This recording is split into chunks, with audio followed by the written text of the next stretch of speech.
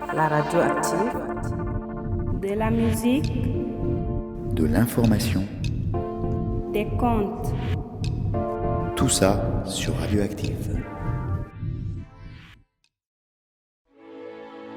2014. À l'aune des conflits dans lesquels la France est impliquée, l'opération Barkhane intègre non seulement le partenariat avec les forces armées locales, mais aussi les problématiques socio-économiques dans sa manœuvre tactique. Au déclenchement de l'opération, Barkhane adopte le partenariat militaire opérationnel avec les forces armées sahéliennes. Il s'agit surtout de formation et d'accompagnement au combat, à l'image des unités légères de reconnaissance et d'intervention extrêmement mobiles et rapides face aux GAT.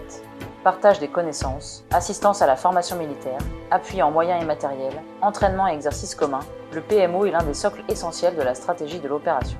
Au total, ce sont 18 000 soldats du G5 Sahel qui ont été formés par la force Barkhane. Pas d'efficacité sans l'acceptation de la force par la population. Créant les conditions sécuritaires propices, la force permet à de nombreux acteurs gouvernementaux et associations d'apporter une aide conséquente au développement. Objectif, tout en répondant aux besoins de la population, se faire connaître, expliquer l'intérêt des missions menées, emporter l'adhésion. Écoles construites, maraîchage, puits réhabilités, matériel et denrées de première nécessité offerts aux populations, ou encore reconstruction du pont de Tassiga, depuis 2013, les projets se multiplient.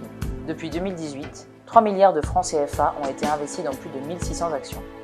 Autre axe d'effort, le soutien médical.